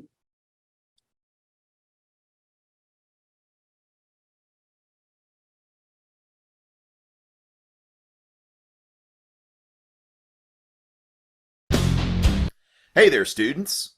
If you clicked on this video, I assume you want to know the difference between deductive and inductive reasoning. So let me tell you. Now, first of all, deductive reasoning has been around a lot longer. Goes all the way back to Aristotle. Deductive reasoning is a method of reasoning by which you start with a premise and you go to another premise, and these premises lead you to a conclusion. All right, and if you've done this right and logically and all that, then you have arrived at something that is certain. A certain conclusion, meaning not just a certain conclusion, but a conclusion that we can be certain of. Now, then there is inductive reasoning. And inductive reasoning, fast forward about 2,000 years, and we go to Sir Francis Bacon, a 17th century English natural philosopher, which is what they called scientists back in the day. And inductive reasoning, instead of starting with a general premise, moving on to a particular premise, and then getting to an answer that way, Sir Francis Bacon said that the way we arrive at truth is to make repeated observations. And then, out of those repeated observations, we generalize these repeatedly observed phenomena into a probable conclusion. That's the very simple version. Now, he outlined this in his Novum Organum in 1620, which means new method. Now, keep in mind, new method as in a new method, the old method's been around for like 2,000 years. So what you have to keep in mind here is when Bacon is bringing forward this inductive reasoning, that he is challenging Aristotle, which is something that's really kind of distinctive about the scientific revolution, is this willingness to challenge ancient authorities that people had not done for about 2,000 years. When you think about these ancient authorities like Aristotle, that they were still towering very high. And Aristotle's still a big deal today, but he's certainly not the foundation for physical science or anything like that. The simplest way we can compare inductive and deductive reasoning is to look at deductive reasoning as top-down, where we start with a generalization and it leads us to a specific instance, all right, that conclusion is very specific, whereas inductive reasoning is bottom-up. You said bottom! Where we start with a number of specific instances and that leads us to make a generalization. Now, of course, as in anything philosophical or scientific, that many experts will say that this is an oversimplification, but at the same time, it does help. By the way, shout out to Dr. Carl Carpenter, my first principal, and the first guy ever to talk to me about inductive and deductive reasoning. And so with deductive reasoning, conclusions are drawn from premises. You start with premises. Top-down logic again. Now, as far as these premises, the most classic example of a premise is when Aristotle says, first of all men are mortal. We start with a general premise. And then we look at a specific situation. Socrates is a man.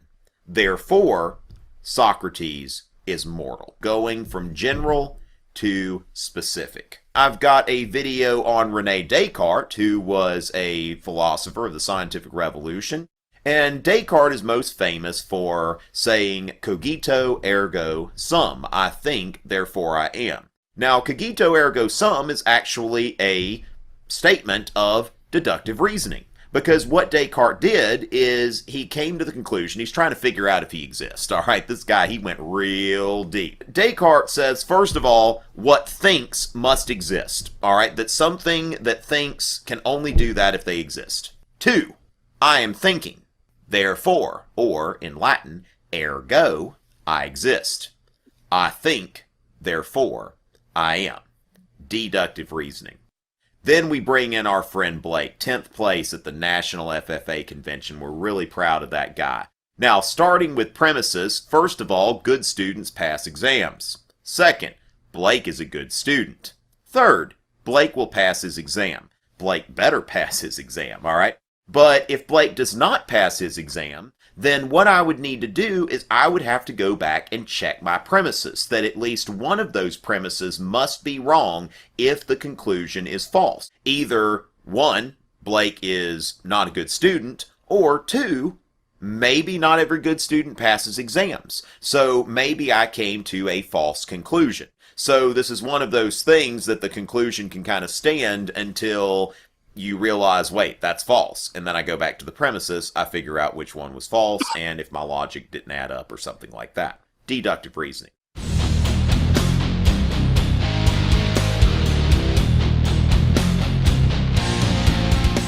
So as far as inductive reasoning, we draw conclusions from observations. So we start with observations. This is what we call in science and philosophy empiricism, which is a big deal during the scientific revolution and the Enlightenment.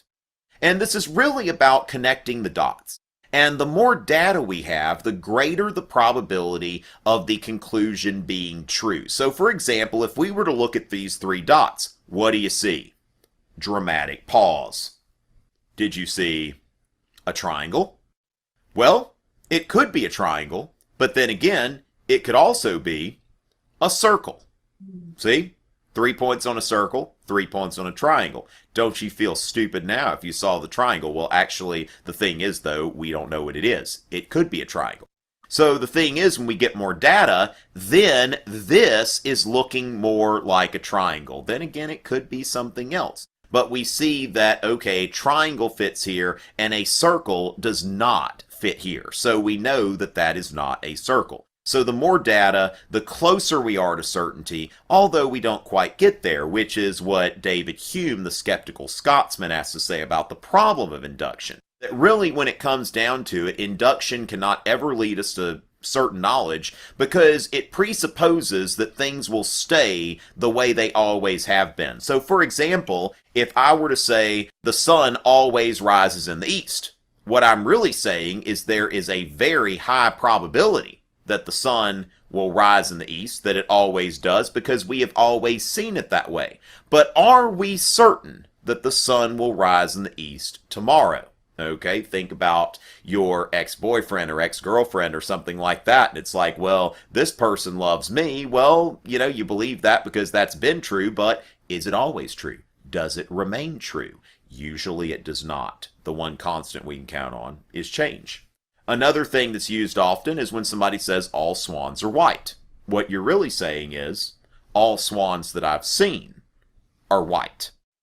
And not all swans, because I have not seen all swans, and therefore I can't make that judgment. Now keep in mind that certainty is not even the goal of inductive reasoning, because while deductive reasoning aims to arrive at certainty, inductive reasoning is only a function of probability and saying that we can infer that this is true, that there is a high probability that this is true, not that we can ever be 100% certain of anything, because science changes. It evolves over time. We don't base our physics on Aristotle anymore. So when it comes down to it, the scientific method is a repeated process of induction and deduction. It's not that one of these reasoning forms is better than the other. They're different. So that's about it. Hopefully you learned something. And if you did, please subscribe. Visit my website, 𝗏𝗏𝗏net, social media, Twitter, Instagram, Facebook, all of that good stuff. I'll be back soon with some more lectures in history and philosophy. बहुत ही ज़्यादा American था, उसके लिए माजरत, मगर एक basic जो हम बातें कर रहे थे जो बार बार आएंगी भी, और ख्याल से आज के लिए इतना काफ़ी है। और आप लोग आखिरी कोई जुमले कहना चाहें तो ज़रूर, क्योंकि अगली दफ़ा हम मैंने उसकी भी रीडिंग रख दी है वहाँ पे अगली दफ़ा की। जी फारूक साहब, एनी कमेंट्स? जी, ये वीडियोस जो आपने दिखाई हैं ओवरऑल टेक्स्ट भी, और जो वीडियोस भी हैं, इसमें बड़ा इंडक्टिव और डिडक्टिव रीजनिंग भी बड़ी उसने एक्सप्लेन की। और वो जो पहले एनलाइटनमेंट और उससे फिर इंडस्ट्रियल रेवोल्यूशन और फिर वही कॉलोनियलिज्म और मार्केट्स और वो सारी चीज आ गई। अच्छा, इसमें मैं अब मेरे ज़हन में इससे एक स्टेप पीछे हट के देखें तो अक्सर ये सवाल आता है, और मैं ये सवाल आपसे करता रहूंगा थ्रू आउट। ये है कि ये जो पूरा सीक्वेंस इसने फॉलो किया, probably it led to world war 1 and then world war 2, और उसमें पूरी एक सिविलाइजेशन है अपने इनर्शिया से चलती है और आखिर में जाके वो वहां पे पहुंचती है। लेकिन अगर हम ओवरऑल इन आइडियल्स को देखें, इन नए आइडियाज को देखें जो, और वो आइडियल्स जिनको फॉलो कर रहे थे तो वो अच्छे हैं। मतलब जो मोनार्क्स थे जो कि अपनी मर्जी से काम करते थे, लोगों को दीवारों में चुनवा देते थे, और उस किस्म की चीजें। फिर गुर्बत थी और बहुत सारे और मसाइल थे, लोगों के राइट्स नहीं थे, स्लेवरी थी, बहुत सारी चीजें थी। तो बहुत सारी चीजें बेहतर भी हुई हैं। तो मेरा पॉइंट ये है कि ये चीजें, मेरा ख्याल है कि आजकल का जो पाकिस्तान है वो प्रोबेबली उस जमाने का जो यूरोप था 1700 का 1600 का, उस जगह पर हम बाज़ का लगता है कि खड़े हुए हैं। इनमें से क्या आइडियल्स हमारे पास हैं जिनको हम मानते हैं, और क्या आइडियल्स नहीं है, और उससे क्या फायदा है, क्या नुकसान है? क्योंकि हम बीच में ही मुझे लगता है कि हम मतलब वो भी चीजें हम कहते हैं ये किसी और की हैं, हमारी अपनी चीजें वो हमने बहुत ही डॉगमेटिक की हैं, वो भी लोगों को सफोकेट कर रही हैं। तो इन द एंड सवाल यही आ जाता है कि हम इस टाइम पर जिंदा हैं और हमारे लिए ये चीज आज क्या मानी रखती हैं। तो ये एक है, बड़ा लंबी सी डिस्कशन है आई एम श्योर, लेकिन मैं जो भी ये चीजें पढ़ता हूँ, सुनता हूँ, जो कि यहाँ तक आज वेस्ट को लेकर आई हैं, मेरे ज़हन में ये सवाल बार बार आता है। तो ये अभी नहीं तो कभी, मतलब ये चीजें डिस्कस करनी चाहिए, अभी या बाद में, जब भी। तो ये मेरा मतलब ज़हन में था। बड़े अच्छे आपके ऑब्जर्वेशंस हैं, और हमारा तो शायद ये मौक़िफ़ ये है कि इसके लिए विजडम चाहिए चीज़ों को समझने के लिए। तो जब उन चीज़ों के बारे में पता होगा तो फिर आगे चलेंगे ना। अभी तो हम देख रहे हैं, इस वक्त हम अपने दौर को समझने की कोशिश कर रहे हैं, उसके असूलों को समझ रहे हैं, और जाहिर है इन लोगों ने अपनाए वही चीज़ें जो उन्हें अच्छी लगी तो उन्होंने अपनाया ना। At the end of the day wisdom की नजर में उसमें कितनी अच्छाई थी वो विजडम बता सकता है शायद। यानी कि ये नहीं कह रहे कि उसमें कोई अच्छी चीज ही नहीं थी, मगर जाना कहाँ था और पहुंच कहाँ गए। हमने ये कहा कि वो उसूल असल में पहले ही बयान कर दिया, हर क्लास में दोबारा रिपीट करना पड़ता है क्योंकि उसकी रोशनी में आपने देखा था पिछली क्लासों में भी वो बदल जाता है। जो अभी आप लास्ट टाइम भी ऐसे ही हुआ था कि गई कि ये तो हम कहते थे बड़ा अच्छा अच्छा है सारा कुछ, जब हमने उस लेंस से देखा तो वो फिर क्वेश्चन मार्क्स खड़े हो गए। तो लेंस क्या है कि कायनात का जो स्ट्रक्चर है, ये जो भी चीज एग्जिस्ट करती है या पूरा जो ड्रामा है वो दो चीजों के मुरक्कब से तरतीब पाता है। एक उसका रूह या हकीकत है और एक उसका मादा या उस रूह का महल है। यानी कि आदम मिट्टी और पानी का बना ना, और उसमें फिर खुदा की रूह है। तो उसका सफर जो है ना रूह से मिट्टी की तरफ ही है। लेकिन ना पहले वो जन्नत में था फिर जमीन पे आ गया। उसके बाद ये यानी कि ये ड्रामा का हमने ये डायग्राम से दिखाने की कोशिश की थी कि ये असूल है कायनात। और जैसे जैसे रूह कम होती जाती है और जब कोई बॉडी, ये मैं समीर साहब के लिए रिपीट कर रहा हूँ कि जब इस असूल के उसके लिए इलिस्ट्रेशन के लिए कि थोड़ा सा यूनिवर्सल होके देखने की जरूरत है। पर्टिकुलर में तो जाहिर है वो और नजर आएगा, पीछे हटके देखेंगे तो कुछ और नजर आएगा। उस हवाले से मैं कह रहा था कि इसका बहुत खूबसूरत इस्तारा है मौत का। इंसान की जब रूह निकल जाती है तो बॉडी डिसइंटीग्रेट हो जाती है। तो मैं आपके सामने ये मुद्दा रखा कि अब जैसे जैसे हम रूह से दूर होते जा रहे हैं दुनिया जो है बिखरती जा रही है, हर फिजिकली तक। अब तो फिजिकली भी वो क्लाइमेट का जो सारा हो रहा है, सोशली भी और इंडिविजुअली भी, साइकिकली भी लोग जो है वो बिखरे बिखरे हो रहे हैं। तो असूल की वजह हम भी आपसे बार बार कह रहे हैं कि असूल की रोशनी से जब देखेंगे चीजों को तो शायद और तरह नजर आए। क्योंकि जाहिर है अब मटेरियल में तो आ गए तो मटेरियल तो प्रोग्रेस हो रही है, मगर पीछे होके देखेंगे तो प्रोग्रेस हो रही है कि नहीं हो रही, सवाल पैदा हो जाएगा। और इसमें हजरत ईसा का कॉल मैंने लास्ट टाइम भी कहा था कि what shall it profit a man to gain the whole world but to lose his own soul. It's as simple as that from the wisdom angle. तो ये सोचने का एक लम्हा फिक्रिया है। मैं रजा को एंड पे कहूंगा क्योंकि ये लंबा लंबा बोलते हैं। जी कोई कहना चाह रहा? जी फारूक साहब। जी बिल्कुल, आपकी बात बड़ी अच्छी, क्योंकि आखिर में इंसान ने चलना तो एक रास्ते पे है, या सीधा चलेगा या दाएं चलेगा या बाएं चलेगा। जो पर्सपेक्टिव एक लेगा उससे आखिर में एक्शन तो एक ही लाइन में आएगा ना। वो एक्शन अब आपको किधर लेकर जा रहा है, you have to find the direction. अगर अभी अच्छा लग रहा है और आगे जाके आपको घुमा के कहीं और ले जाएगा तो you have to beware कि भाई मैंने जाना किधर है, मैंने पहुंचना किधर है, मैं जा किधर रहा हूँ। तो थोड़ा सा ये मुझे फारूक साहब, क्योंकि ये जो जैसे मैंने कहा ना हमारी बहुत सी प्रिजम्पशंस और अजम्पशंस चैलेंज होंगी इस कोर्स में, तो वो अनसेड और सबकॉन्शियस हैं। तो इसलिए आपके वो अक्सर सामने आ जाती हैं क्योंकि हम we take that for granted कि ये भाई इतनी तरक्की कर ली है वो सारा कुछ। वो तो जो कर ली उसमें तो कोई वो शक नहीं है, मगर the point is that we should be able to step back a little and evaluate. बिल्कुल तो ठीक है, वैलिड पॉइंट है, और ये इसको काफी सोचने की जरूरत है। बिल्कुल, thank you. it takes a lot of time to get over one's assumptions। मुझे सालों लग जाते हैं, हम सबके साथ ये हुआ है।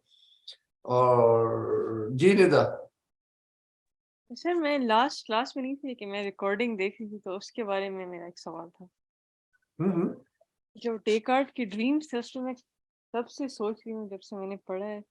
और मैंने आपको कहा था कि मैंने फिलोसफी क्लास में एक्चुअली पढ़ा था ये मेडिटेशन जो उसके थे, लेकिन अब जब मैंने ड्रीम्स का पढ़ा और जब मैंने क्लास सुनी तो बहुत अलग सा मुझे एक फीलिंग आ रही थी। जब आप चीज़ आप हिंट भी कर रहे थे, सूर्य नास के साथ कनेक्ट किया, वसवसों के बारे में बात हुई और वो पूरी इमेजरी जो इवल डीमन की थी, तो उसमें मैं थोड़ा सोच रही थी कि ये अगर इस्लामिक ड्रीम इंटरप्रिटेशन के साथ हम कनेक्ट करें तो किस तरह से होगा। क्योंकि इस्लामिक ड्रीम इंटरप्रिटेशन का जो बेसिक्स है कि आपके 3 डिफरेंट टाइप्स ऑफ ड्रीम्स हो सकते हैं, या तो शैतान की तरफ से या खुदा की तरफ से, और या आपकी अपनी कॉन्शियस सबकॉन्शियस से आता है।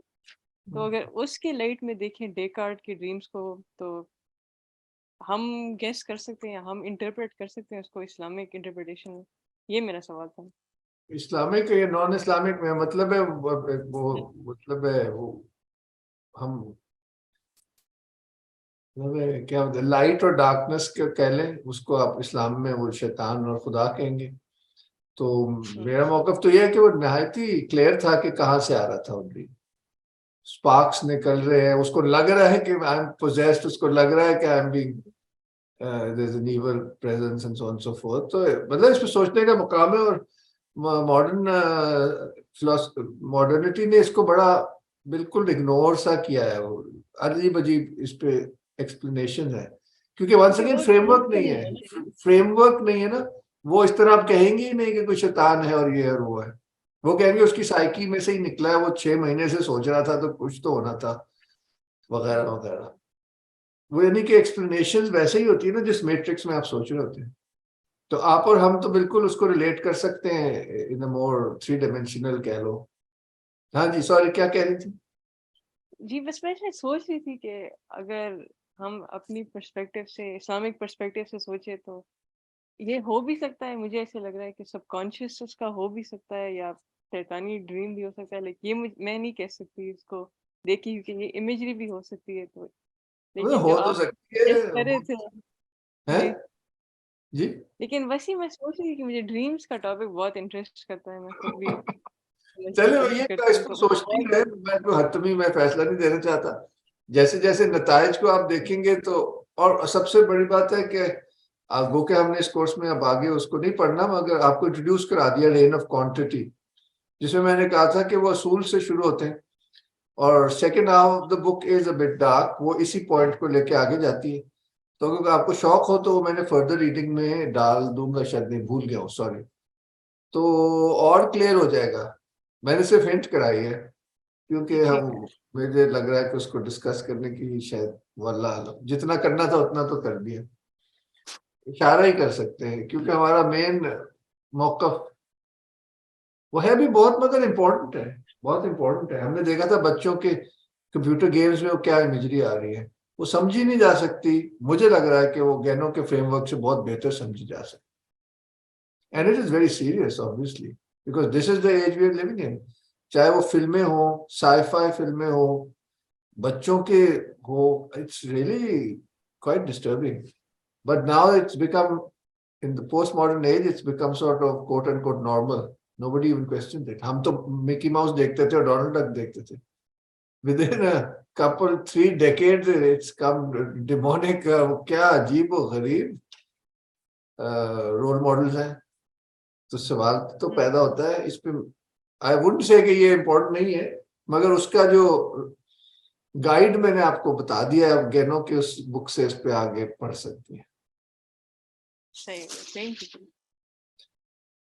जी सायरा, कुछ आप ऐड करना चाहेंगी? सर मुझे एक बात बहुत इंटरेस्टिंग लगी जो आपने अभी वीडियो सिखाई थी उसमें, कि जब आप अपने कोई भी क्लास स्टार्ट करते हैं, कोर्स स्टार्ट करते हैं, तो आप हमेशा ट्रेडिशनल वर्ल्ड व्यू को दिखाने के लिए कॉस्मोलॉजी की एग्जांपल देते हैं। तो आप हमेशा उसमें मतलब जो एक कॉस्मोलॉजी के थ्रू सारा वो इस्टेब्लिश करते हैं। और इसी तरह जो साइंटिफिक रेवोल्यूशन थी वो भी जो सबसे पहले स्टार्ट हुई, वो एस्ट्रोनॉमी जो उन्होंने वो स्टार्ट की, तो वो भी उधर से हुई। तो मुझे काफ़ी इंटरेस्टिंग लग रहा था कि कॉस्मोलॉजी कितनी इम्पोर्टेंट है इस सब के बीच में, उसको समझना दोनों वर्ल्ड व्यूज़ के हिसाब से। तो उससे आपको काफ़ी चीज़ें क्लियर हो जाती हैं। और दूसरा वैसे पर्सनली लेवल पे मैं ये हर चीज़ को क्वेश्चन करना स्टार्ट हो गई हूँ कि कुछ जो प्रोग्रेस नज़र आती है, क्या वो प्रोग्रेस है कि आपने वाकई इतनी तरक्की की है। और फिर वो कंटेक्चुअली भी कि अगर मैं यहाँ बैठ अपने पाकिस्तान में देखूँ तो वो क्या वो प्रोग्रेस है, और अगर मैं किसी और कंट्री में होंगी तो लाइक अगर मैं अफ़गानिस्तान में हूँ या इराक में हूँ तो फिर मैं कह सकती हूँ कि वाकई इतनी प्रोग्रेस की है हमने। तो सब वो इल्यूजन फील होना स्टार्ट हो गया कि ये समझ नहीं आ रही, अब समझने की कोशिश कर रही हूँ। सही, थैंक यू जी। समिया, आप कुछ कहेंगी?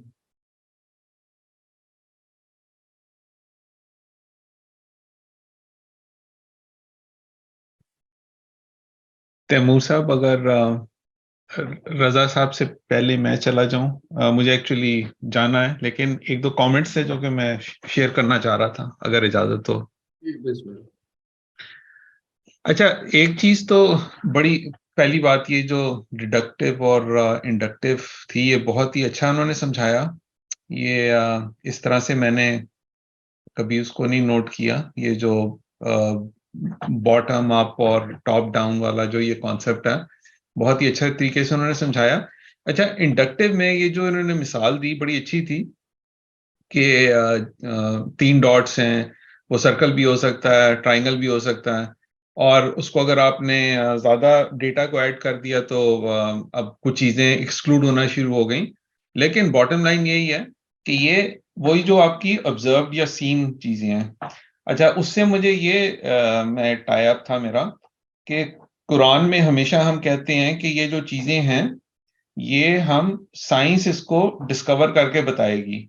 तो हमारा जो सारा फोकस आजकल जो हो रहा है वो यही है कि अच्छा, कुरान में ये है, साइंस इसकी किस तरह तौसीक कर रही है, यानी कि उसकी verification from the science that we know. अच्छा, और फिर हम कहते हैं अच्छा ये अभी साइंस वहां तक नहीं पहुंची, तो ये भी एक कॉन्सेप्ट है।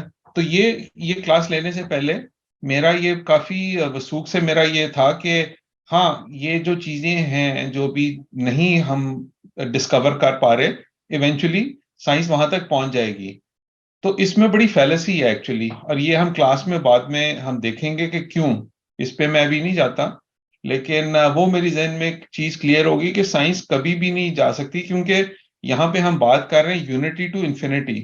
तो जब इन्फिनिटी की बात आ जाती है तो no matter what we do, आप उसका जो उसकी उसकी बाउंड तक तो नहीं आप पहुंच सकते हैं ना। तो ये एक बड़ी मेरे जहन में चीज थी जो कि मैं शेयर करना चाह रहा था, कि जो सारा जोर है इंडक्टिव उसका, वो इस बेसिस पे है। In if that is so, तो फिर हमें ये कभी भी वहां तक हम पहुंच नहीं पाएंगे, क्योंकि जितना डेटा इंक्रीज करते जाएंगे कोई ना कोई एक्सक्लूजन्स निकलती आएंगी। तो बस एक ये पॉइंट था। और एक वीडियो से जो आपसे एक सवाल था मुझे, जो पहले हमने वीडियोस देखी जिसमें हमने इनलाइटमेंट जो पीरियड है, इनलाइटमेंट पीरियड, उसमें जो लोग थे वो चूंकि रीजन से करना चाह रहे थे, तो मेरा सवाल ये था कि क्या वो स्पिरिचुअल एस्पेक्ट को भी कंसिडर करते थे या इट्स प्योर रीजन लाइक अगर कोई एथियस्ट है वो तो इट्स वेरी क्लियर कि वो किस नहज पे सोचेगा। लेकिन जो ये लोग थे, बेकन था, लॉक और ये सारे, तो ये रीजन को किस हद तक लेकर आते थे कि किसी जो स्पिरिचुअल गाइडेंस है उसको भी कंसिडर करते थे, या it was exclusively reason based? मुझे इतना ज्यादा इल्म नहीं है इसका, मगर जो अंदाजा किया है, जैसे हमने देखा था कि ये क्वेश्चनिंग तो रेनेसांस में शुरू हो गई थी, उसमें आउटराइट डिवाइन को डिनाई तो बिल्कुल नहीं कर रहे थे। यानी कि डेकार्ट तक हैड फेथ, मगर उसके बाद तो काफी पसे पुश्ती डल जाता है ना। जी, न्यूटन भी है, आइंस्टाइन भी है, ऑब्वियसली वो तो काफी लेकिन ये फिर वाइनबर्ग और ये सारे यहाँ से फिर खैर मिक्स, अब तो खैर मिक्स ही है, लेकिन मैं सिर्फ सोच रहा था कि इन लोगों का क्या रवैया था। आहिस्ता आहिस्ता देखिए, कांट से शुरू होता है, 1807 में उसका शायद इंतकाल हुआ है। तो वो तो इस तक पहुंचता है कि नहीं जी, वो जो भी अनसीन चीजें हैं दे आर नॉट एक्सेसिबल। बहुत बड़ा स्टेप है, कह लें कि बिल्कुल ही फिर फेथ की बुनियादें खत्म हो जाती हैं। वो कहता है कि पर्सन से आगे तो कोई नॉलेज है ही नहीं, और जो नॉलेज हासिल, वो अगली क्लास में हम देखेंगे इंशाल्लाह। आप पढ़ ही लीजिएगा, बल्कि उसमें स्पेसिफाई कर दिया कितना पढ़ना है, कि जो आपको आप देखते हैं या समझते हैं वो आपके अपने माइंड के स्ट्रक्चर के ताबे है। असल में क्या है, you can never reach. It's a very, मतलब कि आप वो, अभी मैं भी पढ़ूंगा दोबारा, आप भी देखिएगा, तो मुझे इस टाइप का कुछ नजर आ रहा है कि वो less and less basis for any guidance outside of yourself. Darwin was Christian but his theory of evolution, जी। बस अब इस पे ठीक है, वो बस मैंने यही शेयर करना था, बहुत शुक्रिया जी। ठीक है जी। समीर साहब, आप भी कहीं जाने की तैयारी कर रहे हैं? If you want to add something. मैं बहुत जल्दी से एक बात करूंगा। मुझे चूंकि पहली दफा आ रहा हूँ तो वो पीछे मैंने कैचअप करना है, तो और मेरा बड़ा दिल है कि मुझे पहले जो ही इंट्रोडक्टरी सेशन का लेक्चर मिलेगा तो मैं उसको शौक से सुनूंगा, क्योंकि आई थिंक जो फ्रेमवर्क वाली बात है वो वहीं पे डेवलप होती है कि हम किस फ्रेमवर्क के थ्रू ये विजडम का कोर्स कर रहे हैं, तो वो बड़ा इंपॉर्टेंट होगा। दूसरा, एक इंटरेस्टिंग चीज मुझे हमेशा मेरे अंदर ये प्रॉब्लम होता है कि जब भी ये टाइमलाइंस, जो कि मुझे बहुत पसंद है, टाइमलाइंस देखते हैं, उसमें वो इस्लाम की टाइमलाइन नहीं होती कि भाई उस वक्त इस्लामी दुनिया में क्या हो रहा था, जब क्योंकि इतनी ज्यादा वेस्टर्न टाइमलाइंस हैं, लेकिन वो मैं कनेक्शन नहीं कर सकता। तो it would be really nice कि कोई इस तरह की टाइमलाइन हो जो वेस्ट और ईस्टर्न और वेस्टर्न फिलोसफीज की टाइमलाइन जिस तरह होती है, वो उससे बड़े क्लियर हो जाएगा। आखिरी बात मैं ये करूंगा कि ये टॉपिक, ये बात पहले भी आपके साथ हो चुकी है इनफॉर्मली, लेकिन ये लेंस वाली बात आपने अभी बात की कि assumptions वाली बात, and I think it's very important. एक चीज अगर इस में शामिल करना चाहें डिस्कशन में, जो फैलेसीज हैं फिलोसफी की, क्योंकि आई थिंक वो फैलेसीज हमें बहुत कुछ बताती हैं कि हम किस तरह सोचें किस तरह एक चीज के ऊपर। तो जब आपने बात की assumptions की, तो मैं उसको कहता हूँ कि वो लेंसेज हमने पहनी होती है। फॉर एग्जांपल, एक बड़ी लेंस ये होती है कि मैं अगर विजडम सीख रहा हूँ बैसियत मुसलमान, या मैं एक विजडम सीख रहा हूँ बैसियत कुछ और, मतलब एथियस्ट या एग्नोस्टिक या क्रिश्चियन, तो अगर मैं वो पहले से लेंस पहन के कोई चीज को मुशाहिदा कर रहा हूँ तो मेरा बायस उसमें जरूर शामिल होगा। तो ये बायस को हटाना और हटा के एक चीज को समझना, मेरे ख्याल में वो बहुत इंपॉर्टेंट है किसी भी चीज की, अगर हम मेना निकाल रहे हैं या इंटरप्रेट कर रहे हैं। तो वो एक बस एक वो था। हो सकता है इस पे बात हो चुकी हो या आगे हो, तो फिर बड़ा मजा आएगा। Thank you. इस पे जितनी बात हो कम है, क्योंकि हम सब के लिए अपनी हमारी बायसेस होती हैं, मगर वो इंसान ही वो क्रीचर है जो कि he can be objective about himself and he can take this position of outside observer. तो ये इंसान का है, खासा है, तो उसको हमें एक्सरसाइज करने की कोशिश बिल्कुल सही है। अब यहाँ जो लोग मौजूद हैं वो एक एक जुमला। So sorry, I have to leave. मैं निकल दूंगा, फिर मैं इसको कैचअप करूँ। Thank you very much everybody. जी हाँ, आज का जो सेशन था मेरे ख्याल से टॉपिक इसका अच्छे तरीके से डिस्कस हो चुका कि एनलाइटमेंट है क्या, और वीडियो से हमें पता चला कि साइंटिफिक रिवॉल्यूशन से रेनेसांस रिवॉल्यूशन क्या है। तो मेरे ख्याल से बेसिकली एक ही चीज है जो आगे जाके मुख्तलिफ इलाकों में इंस्टीट्यूशंस में इम्प्लीमेंट हो रहे हैं, जो पॉलिटिकल इसकी और डिडक्टिव और इंडक्टिव रीजन का पता चला कि किस तरह से काम करती हैं दो सोचने के तरीके। Thank you sir. जनाब, अच्छा इंटरेस्टिंग टॉपिक था। मेरा वैसे सवाल है, हम जब ये चीज़ कहते हैं कि असल जो चीज़ है वो रूह है, जो हकीकत है वो रूह है, और हम इस चीज़ को अपना के मिसाल के तौर पे इस क्लास से एक रेवोल्यूशन जनरेट होती है, जब हम ये बात करेंगे तो हम ऑब्वियसली जो उन लोगों ने किया था हम बिल्कुल इसके ऑपोजिट डायरेक्शन में जा रहे हैं। उन्होंने जो क्वालिटी जो होती है क्वांटिटी को पकड़ लिया था, और हम कहते हैं कि क्वालिटी कुछ नहीं, सॉरी क्वांटिटी कुछ नहीं, क्वालिटी ही सारा कुछ है। अगर हम इस क्लास में से एक रेवोल्यूशन निकलती है और दोबारा से एक उस रेवोल्यूशन के तहत हम सारे और आने वाली बहुत सारी जो नस्लें हैं, major part of the world, जो क्वालिटी को है वो पकड़ लेते हैं और क्वांटिटी को बिल्कुल छोड़ देते हैं, तो क्या कई हजार साल बाद इसी तरह से कुछ लोग बैठ के डिस्कस कर रहे होंगे कि हमने क्या गलत किया?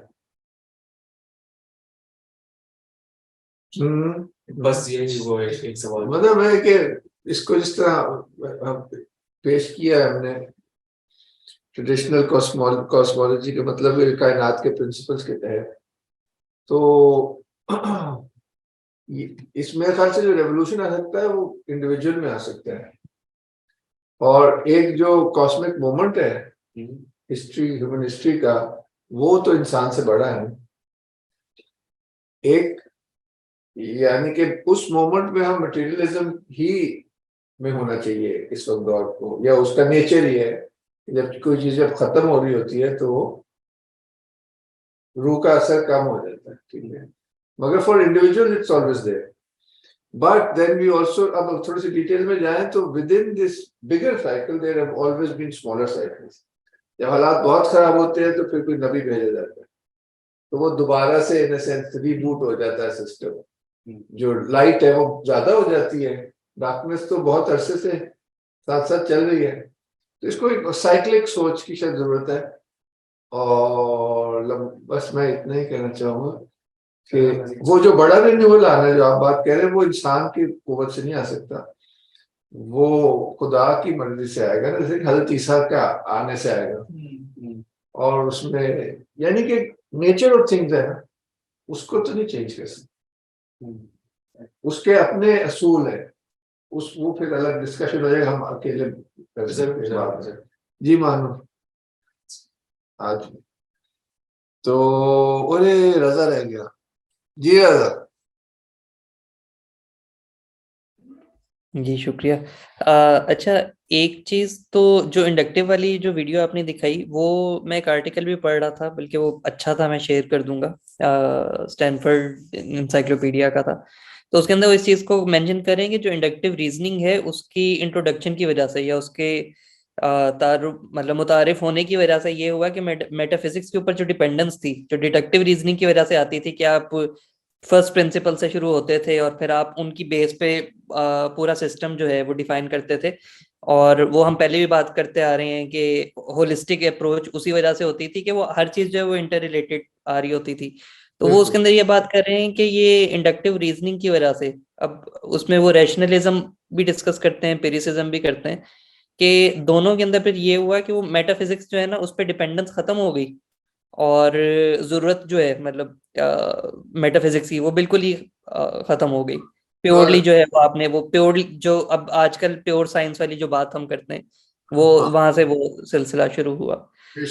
एक दूसरी बात मैं क्या कहते हैं, फारूक साहब ने भी की, अभी हतीम ने भी जो बात की, वो मेरे ज़हन में दो पॉइंट्स आ रहे थे। एक ये था कि खुद एनलाइटनमेंट की वजह से जो आइडिया ऑफ प्रोग्रेस डेवलप हुआ है यूरोपियन सोसाइटी में, और बाकी उनकी वजह से फिर कॉलोनियलिज्म की वजह से बाकी पूरी दुनिया के अंदर, वो बड़ा एक मटेरियल प्रोग्रेस वाली चीज़ थी कि प्रोग्रेस जो है सिर्फ मटेरियल प्रोग्रेस है। मतलब अब मैं जब फरूक साहब वो एक्सप्लेन कर रहे थे तो मैं यही सोचा था कि आइडिया सुनने में तो बहुत अच्छे हैं, लेकिन ये कि उनका अब आप रवैया देखेंगे तो उसी जमाने में कॉलोनियलिज्म है, वो बाकी जितने भी पूरी दुनिया में जाते हैं तो उनका एक बड़ा एरोगेंट एटीट्यूड है regarding other societies, regarding traditional societies. तो अब वही कि वो खैर प्योरली रैशनलिस्टिक आइडिया है। हाँ, सब लास्ट एक बात मैं ऐड करूंगा, वो हतीम जो बात कर रहे थे ना, उसमें मेरे ज़हन में ये आ रहा था कि देखें ट्रेडिशनल सोसाइटीज में भी, खासतौर पे इस्लामिक सोसाइटी में भी तो साइंस की प्रोग्रेस हुई है। जो जो प्रोग्रेस हम इनलाइटनमेंट के अंदर देख रहे हैं, मतलब काबिले मुकायसा शायद ना हो, कम किसी कम लेवल पे होगी, लेकिन जो जिसे हम गोल्डन पीरियड कहते हैं, उसके अंदर जो प्योरली मटेरियल प्रोग्रेस है, लेंस के ऊपर है, क्या कहते हैं आपकी दूरबीन ईजाद हुई है, मतलब मुख्तलिफ साइंसेस की है, वो प्योरली ट्रेडिशनल सोसाइटी के अंदर रहते हुए हुई है। तो उसके अंदर क्वांटिटी और क्वालिटी दोनों चल रही थी। फलसफा भी उसी तरह से प्रोग्रेस कर रहा था, रुश्द कर रहा था, साइंस भी कर रही थी। तो मेरे ख्याल से इसी तरह बाकी ट्रेडिशनल सोसाइटीज में भी करती रही होगी, चाइना में की होगी यकीनन, लेकिन वो यूरोप ने आके वो एक पिलर को बिल्कुल ही मुनहदिम कर दिया जो आपका क्वालिटी वाला था जी। तो बस मैं इतना सा ऐड करना था। नसर की आप वो जो है ना बुक भी शेयर की है, डीसेकुलराइजेशन ऑफ नॉलेज, उसमें ट्रेडिशनल सोसाइटीज में नॉलेज का साइंस भी उसी में आ जाती थी जैसे अरस्त। तो वो अच्छा इनकी बात से वो उसकी तरफ नजर जाती है कि फिर एक लिमिट नहीं क्रॉस करती थी ट्रेडिशनल सोसाइटी। यानी कि जब आप प्रोग्रेस और development for the sake of earthly wellbeing करेंगे तो दे weren't interested in purely earthly progress. इसलिए उन्होंने जो उन्होंने मैकेनिकल चीजें भी बनाई, क्लॉक्स और तरह तरह के, मगर वो तफरीह के लिए बनाए, उससे आगे नहीं गए। उनका वो इंटरेस्ट नहीं था कि इंसान को बेहतर काम करने के लिए। और इसी तरह चाइनीज ने गन पाउडर बनाया तो उसको भी तफरीह के लिए बनाया, बाद में उसका चलो वो यानी कि क्योंकि उसमें डिस्ट्रक्शन इतनी थी, कुछ बैलेंस हो जाए। रूह की जब मौजूदगी होती है तो चीजें बैलेंस में रहती हैं, ये लगता है, कुछ लिमिट्स में रहती है। जैसे आपने कहा कि जब एक पोल एक ही तरफ चल पड़ेंगे तो फिर सवाल पैदा होता है। तो ठीक है जनाब, क्योंकि टाइम हमारा थोड़ा सा ऊपर हो गया, बस ये कहना चाहूंगा कि अगली क्लास में हमने आज तो काफी जनरल देखा है, हम दो पर्टिकुलर्स को देखेंगे तो हमें उस जमाने का एक फील बेहतर आएगी, वो डिटेल से ही आती है। तो हम वो भी एक विंडो ही होगी कांट पे और रूसो पे, उसमें उनकी पर्सनैलिटी, उनके मसाइल या जो फिलोसॉफिकल चैलेंजेस थे वो क्या थे, और मीन्स एज ऑफ रीजन थी वगैरह वगैरह। तो इस पे और ये कि फिर रीजन के अगेंस्ट भी रिएक्शन आया रोमांटिसिज्म का, वो रूसो में ऑलरेडी नजर आने लगता है, बाद में आता है, मगर ये नेचुरल एक वेस्टर्न कल्चर का फिर एक सी सॉ शुरू हो जाता है।